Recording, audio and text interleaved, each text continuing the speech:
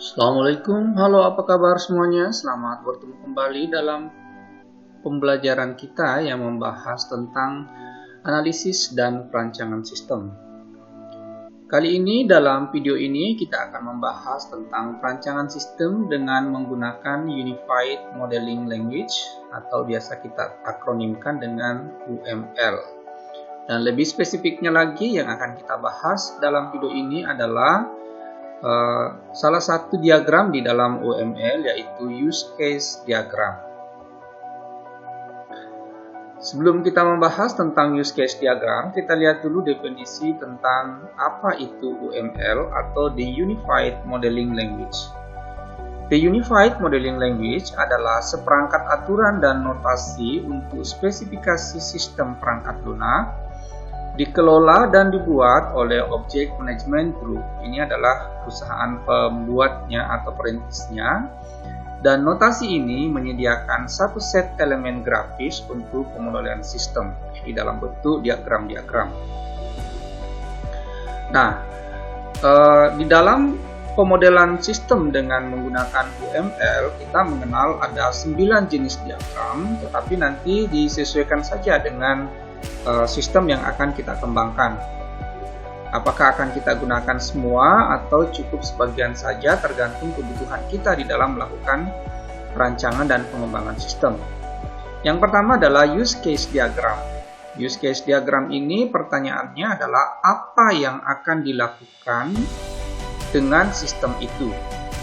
Jadi apa yang akan dilakukan oleh pengguna sistem atau disebut juga dengan aktor dengan menggunakan sistem itu. Itulah yang inti di dalam use case diagram.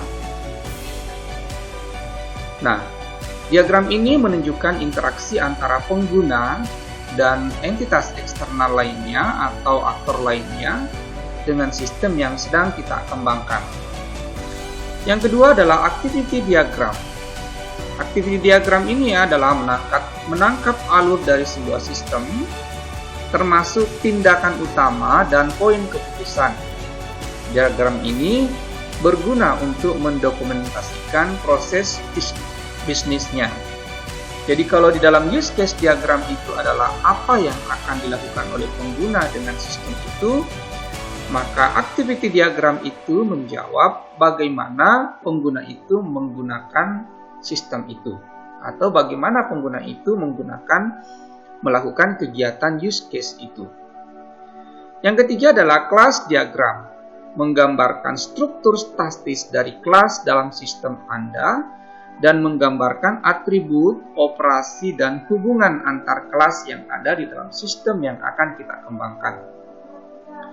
Kemudian yang keempat adalah sequence diagram. Sequence diagram ini secara khusus menjabarkan sebuah use case. Jadi setiap satu use case di dalam use case diagram itu kita jabarkan menjadi satu sequence. Diagram ini menunjukkan sejumlah objek dan pesan yang melewati suatu objek. Kemudian yang kelima adalah komponen diagram. Diagram yang lainnya adalah deployment diagram. Kemudian ada state machine diagram. Ini adalah digunakan untuk menggambarkan status transisi dari objek tunggal dalam menanggapi peristiwa. Kemudian yang kedelapan adalah interaction overview diagram, yaitu pencangkokan dari activity diagram dan sequence diagram. Dan yang kesembilan adalah communications diagram. Ini berfungsi untuk mendeskripsikan sekumpulan objek yang berinteraksi untuk menjalankan satu tingkah laku di dalam sistem. Nah, seperti yang saya katakan tadi bahwa berapa banyak diagram yang akan kita buat di dalam satu pemodelan sistem dengan menggunakan UML, tentu kita akan sesuaikan dengan sistem yang akan kita kembangkan. Minimal di dalam sistem itu kita membuat 4 diagram, yaitu use case diagram, activity diagram, class diagram, dan sequence diagram. Nah, dalam pengembangan perancangan dengan menggunakan UML itu sudah ada beberapa aplikasi yang bisa kita gunakan untuk membuatnya, seperti visual paradigm atau community dan komersial. Ada Violet, kemudian ada Tigris UML, ada Umlet, kemudian ada juga aplikasi Rational Browse, Visual Studio juga bisa kita gunakan. Ya, ini versi komersilnya ya. Nah, ini bisa kita pakai untuk menggambar atau digunakan untuk merancang aplikasi, merancang UML kita. Nah, kita mulai dengan diagram yang pertama, yaitu use case diagram atau diagram use case. Dalam menggambar satu diagram use case, perlu kita perhatikan komponen-komponen atau simbol-simbol yang digunakan di dalam menggambar use case diagram ini. Nah, menurut diagram komponen diagram di dalam use case, menurut grup Grove dan Flower, itu yang pertama adalah use case. Ya, jadi use case itu sendiri adalah sebuah use case itu merupakan unit fungsi yang dapat berinteraksi dengan aktor atau pemakai atau pengguna yang terkait dengan use case lainnya. Nah, penggunaannya ini diwakili dengan sebuah elips dengan nama use case di dalamnya.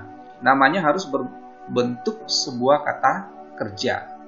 Contohnya misalnya ada sebuah use case dan namanya adalah presensi, maka kita gambarkan dengan model use case-nya, yaitu dengan menggunakan sebuah gambar elips, ya, seperti ini. Kemudian di dalamnya kita beri nama. Ya, biasanya namanya harus berupa kata kerja. Selanjutnya adalah komponen kedua adalah aktor atau pengguna atau pelaku. Aktor atau pengguna dari sebuah use case atau sebuah sistem itu bisa berbentuk manusia atau orang, bisa juga adalah sebuah proses, atau bisa juga dia adalah sebuah sistem lain yang nantinya akan berinteraksi dengan sistem informasi yang akan dibuat di luar sistem informasi yang dibuat itu sendiri. Jadi misalnya ya, kalau di sebuah perguruan tinggi misalnya dia mengembangkan satu sistem informasi akademik. Tetapi karena sistem informasi akademiknya itu nanti harus berinteraksi dengan sistem informasi pangkalan data yang dimiliki oleh Dikti, maka sistem informasi yang dimiliki oleh pangkalan data yang dimiliki oleh Dikti itu juga berupa sebuah aktor, karena itu adalah sistem di luar sistem yang akan kita buat atau kita akan kembangkan. Jadi aktor itu belum tentu merupakan sebuah orang atau seorang. Biasanya dinyatakan dengan menggunakan kata benda yang diawali dengan frase nama aktor. Ya. Jadi kita biasa awali menggunakan dengan nama aktor. Tipe dari aktor itu yang pertama ada namanya primary business actor. Ya, jadi ini adalah terutama aktor yang mendapatkan keuntungan dari pelaksanaan use case. Contohnya misalnya karyawan. Ini menerima gaji untuk periode tertentu. Jadi aktornya adalah karyawan. Kemudian primary system actor, yaitu aktor yang secara langsung berhadapan dengan sistem untuk menginisiasi atau memicu kegiatan dari satu sistem. Contohnya misalnya operator. Ya. External server actor, yaitu aktor yang melayani kebutuhan pengguna use case. Contohnya BAAK. Atau di perbankan berarti biro kredit. Kemudian external receiver actor, yaitu aktor yang bukan pelaku utama tapi menerima nilai yang terukur atau teramati dari use case. Contohnya misalnya gudang menerima paket permintaan untuk menyiapkan pengiriman sesudah seorang pelanggan memesannya. Kemudian temporal event, kejadian sistem yang dipicu oleh waktu. Jadi misalnya sistem yang digunakan atau sistem lain yang digunakan, tetapi dia bekerja berdasarkan waktu yang sudah diatur atau sudah disetting. Misalnya sistem billing, ya, untuk perusahaan kartu kredit yang secara otomatis mencetak tagihan pada hari kelima dalam bulan itu. Atau misalnya sistem billing PLN, sistem billing PDAM, rekonsiliasi bank, dan seterusnya. Ya. Nah, simbol aktor biasanya kita simbolkan dengan seperti ini. Jadi kalau diperhatikan dia digambarkan dengan sosok dengan kepala, badan, tangan, dan kaki. Jadi yang kurus ya jangan dibuat gemuk. Ya, jangan dibuat gemuk. Nah, bisa juga sistem itu digambarkan dengan segi 4 yang disertai dengan notasi kata aktor. Ya, ini kalau aktornya itu adalah berupa sistem. Ya, berupa sistem informasi di luar sistem yang akan kita kembangkan. Disebut juga dengan external system. Yang saya contohkan tadi misalnya sistem pangkalan data dikti, kemudian yang akan kita kembangkan adalah sistem informasi akademik. Maka sistem pangkalan data dikti itu adalah external system dan simbolnya nanti bisa digambarkan dengan menggunakan simbol segi 4. Seperti ini. Kemudian yang ketiga adalah relationship atau hubungan. Jenis-jenis hubungan di dalam use case diagram ada yang pertama adalah association atau gabungan, yaitu hubungan antara pelaku dengan use case di mana terjadi interaksi di antara keduanya dan digambarkan dengan tanda garis seperti ini. Ya, garis lurus. Contohnya misalnya aktor mahasiswa dihubungkan dengan use case presensi. Jadi maknanya adalah mahasiswa melakukan presensi atau menginput presensi atau mengisi presensi. Kemudian yang kedua adalah jenis hubungan atau relationship yang kedua adalah extension. Extension adalah langkah yang diekstraksi dari use case yang lebih kompleks untuk menyederhanakan dan menyediakan fungsionalitas tambahan kepada use case induknya. Jadi ada use case induk, kemudian ada use case tambahan. Nah, pada hubungan extension, sebuah use case tambahan tadi dapat berdiri sendiri walau tanpa use case tambahan itu. Nah, ini mirip dengan prinsip inheritance pada pemrograman berorientasi objek. Jadi, dalam prinsip daripada extension atau extend di sini, maka use case ya yang mengextend itu tidak harus terlalu tereksekusi ketika use case induknya dieksekusi. Jadi misalnya seperti ini. Kita lihat use case induknya adalah memilih mata kuliah. Lalu extends atau use case tambahannya adalah memilih kelas. Berarti maknanya setiap kali use case memilih mata kuliah, belum tentu use case memilih kelas itu dieksekusi. Jadi itu namanya di-extends. Ya. Nanti kita lihat contohnya lagi. Kemudian yang ketiga adalah depends on. Relasi use case tambahan ke sebuah use case. Jangan ribut.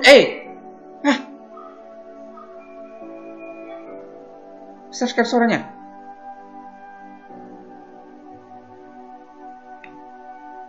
Use case tambahan ke sebuah use case, di mana use case yang ditambahkan tadi, jadi use case tambahannya itu memerlukan use case ini untuk menjalankan fungsinya atau sebagai syarat dijalankan use case ini. Berarti kalau tadi extends, maka use case tambahannya itu tidak harus dilaksanakan, tetapi kalau depends on yang kita simbolkan dengan kata includes, maka use case tambahan itu harus dilaksanakan sebelum use case induknya dikerjakan.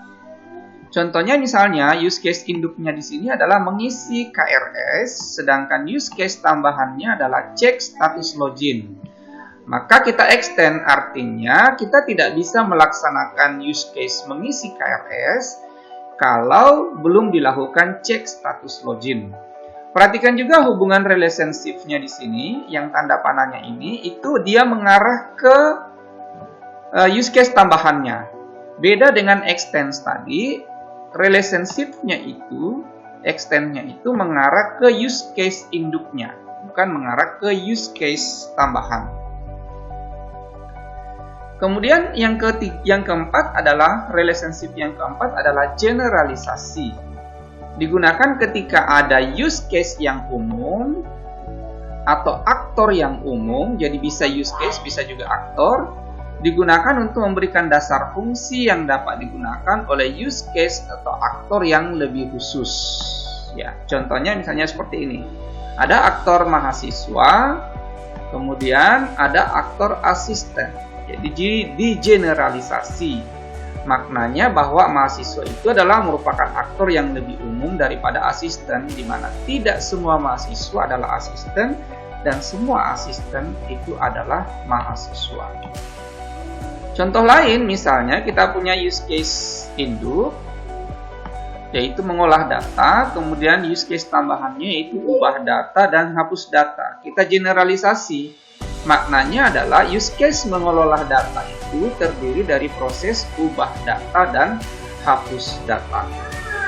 Jadi ubah data dan hapus data. Jadi ini juga sebetulnya dia adalah extends. Kenapa? Karena tidak harus dilaksanakan ke semuanya ya. Bisa saja kalau kita melakukan pengolahan data, mungkin yang kita laksanakan hanya mengubah data saja tanpa melakukan hapus data. Jadi generalisasi ini dia bisa bersifat extends. Contohnya ya, saya buat di sini misalnya sistem informasi perpustakaan, saya buat aktornya ada dua, yaitu aktor anggota. Kemudian ada aktor yang kedua adalah petugas perpustakaan. Gitu.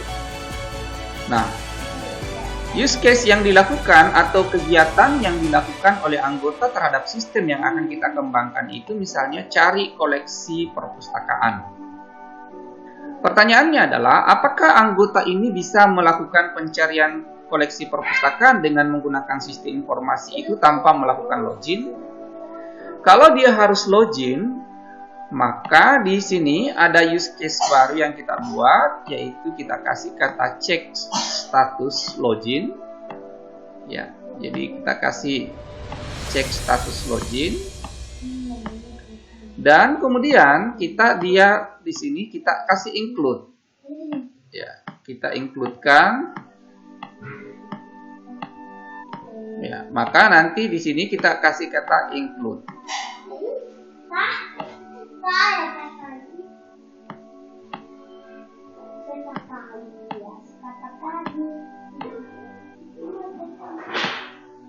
Ya, kalau misalnya anggota itu boleh melakukan cek koleksi perpustakaan kalau dia sudah status login.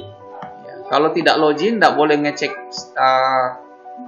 Ya, kalau dia tidak login dan tidak boleh mengecek, tidak boleh mencari koleksi perpustakaan, maka ini dijadikan include.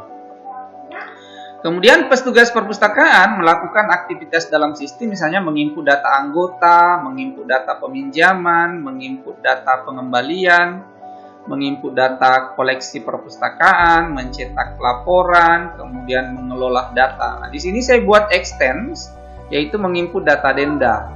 Artinya ini adalah use case tambahan yang berhubungan dengan menginput data pengembalian. Kenapa dibuat extend? Artinya kalau seorang petugas perpustakaan nanti menginput data pengembalian, tidak harus dia menginput data denda. Karena kalau misalnya setelah dicek tidak ada dendanya, maka tidak ada penginputan data denda. Sehingga kita jadikan dia extends. Lalu mengolah data di sini, itu saya buat generalisasi, yaitu ubah data dan hapus data. Jadi bagian kegiatan dari mengolah data itu adalah ubah data dengan hapus data. Di beberapa notasi ada juga yang membuat use case itu dengan memberikan dia boundary seperti ini.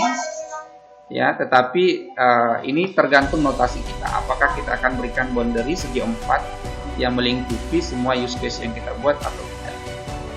Nah, ini pembahasan contoh kita.